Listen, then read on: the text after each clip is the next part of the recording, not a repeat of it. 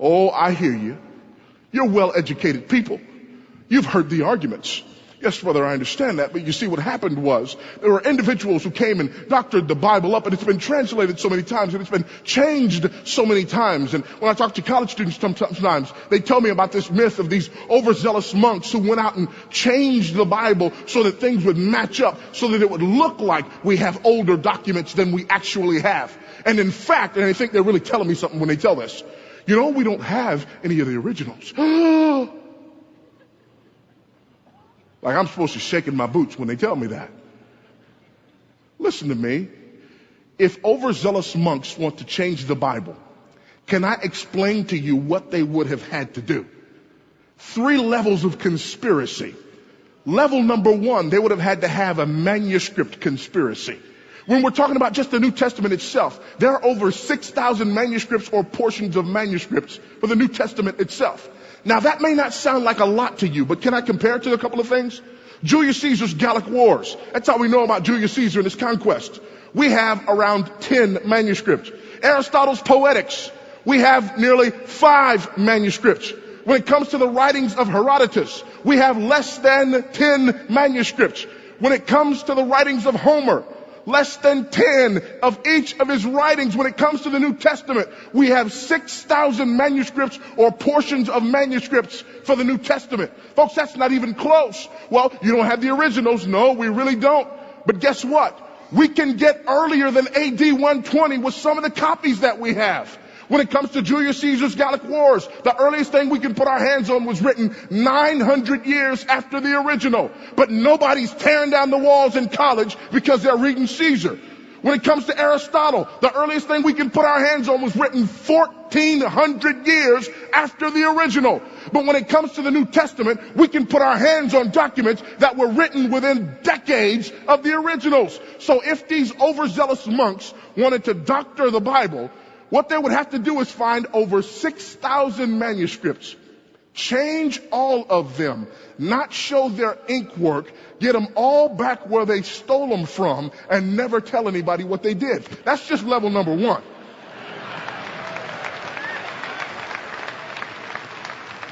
Here's level number 2. Jesus said, go and make disciples of ta ethne, every people group. Funny thing about people groups, they tend to speak different languages. So within the first few centuries, we have the Bible translated into Syriac, Coptic, and Latin. So now these overzealous monks have to find 6,000 Greek manuscripts, change those, doctor them up, don't show your ink work, get them back, go find all the Syriac, Coptic, and Latin translations of those Greek manuscripts, change those to match the lies that you told in another language, and get those back where you stole them from. And that's just level number 2. Now you got level number 3. The early church fathers had this terrible habit of writing commentary on the New Testament. So much so that Bruce Metzger argues, if all we had of the New Testament was the quotations and citations by the early church fathers, we could reproduce over 95% of the New Testament just from their writings. So now these overzealous monks have to find 6,000 manuscripts and portions of manuscripts, steal them, change them, don't show your ink work, get it back without anybody finding out. They got to find Syriac, Coptic, and Latin translations, change those to match the lies that they told in the 6,000 manuscripts, get those back where they stole them from, and then find all of the writings of all of the early church fathers, change those to match the lies that they told 2 layers ago, get those put back, never tell anybody what they did, and never ever get caught. Help you if you believe that.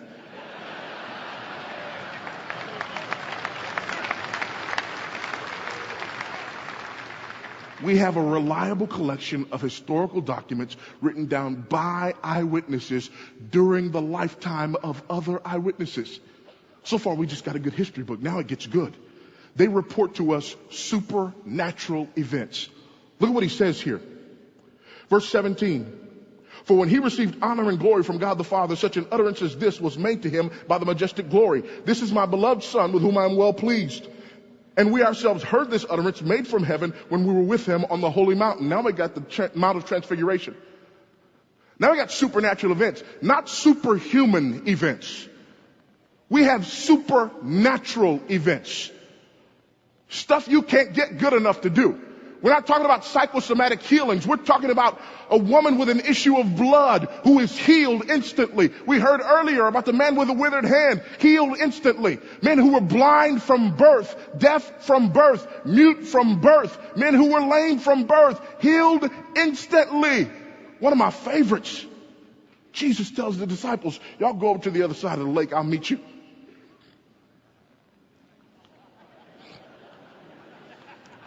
Later on the boat, somebody, I don't know who, they say, hey, did Jesus say how he was coming? No, why? Because he coming.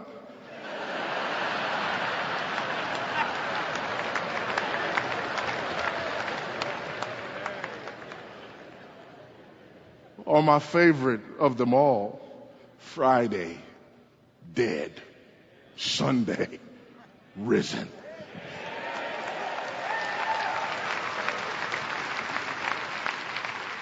We have a reliable collection of historical documents written down by eyewitnesses during the lifetime of other eyewitnesses. They report to us supernatural events, and those events took place in fulfillment of specific prophecies. We're not talking that General Nostradamus type stuff. Specific prophecies. For example, when Jesus is on the cross, interestingly, when he's on the cross, I don't know, let's just imagine, go back, shall we, if we will. Let's go back out in the first century, and we're Jewish people, and we probably talk about our Old Testament. Maybe we use Aramaic when we speak to one another. And I want you to open your Bible, for example, to Psalm number 22, which is where we're going here for a moment. If I wanted you to do that, I couldn't tell you to open to Psalm number 22, because we've only had chapters and verses for a few hundred years. If it was the first century and I was speaking to you in Aramaic and I wanted you to turn to Psalm number 22, I would have to tell you to turn to the title of Psalm number 22, which would have been the first line of Psalm number 22. So I'd have to tell you to open your scroll to Eli, Eli, lama sabachthani, or my God, why have you forsaken me? Now that ought to sound familiar, because it's exactly what Jesus said while he was being crucified. I know you know this, but I like it so much. Let's do it anyway. Psalm number 22, verse 1. My God, why have you forsaken me? Look at verse 6. I'm a worm and not a man, a reproach of men and despised by the people. All who see me sneer at me. They separate with the lip. They wag the head saying, commit yourself to the Lord. Let him deliver him. Let him rescue him because he delights in him. Sound familiar? That's what's being said to Jesus while he's being crucified. Look at verse 12. Many bulls have surrounded me. Strong bulls of Bashan have encircled me. They open wide their mouth at me as a ravening and roaring lion. I'm poured out like water. All my bones are out of joint. My heart is like wax. It is melted within me. Interesting. Pierce him in the side, puncture the pericardium, blood and water rush out. Look at verse 15. My strength is dried up like potsherd and my tongue cleaves to my jaws. How about this wine vinegar on this sponge, Jesus? Because you did say I thirst. Verse 16. Dogs have surrounded me. Folks, that's Gentiles. A band of evildoers has encompassed me. One on the right and one on the left. They pierce my hands and my feet. I can count all of my bones. Why? Because nobody had to break your legs to hasten your death. They divide my garments among them, and for my clothing they cast lots. Folks, that was written 1,000 years before Jesus was born.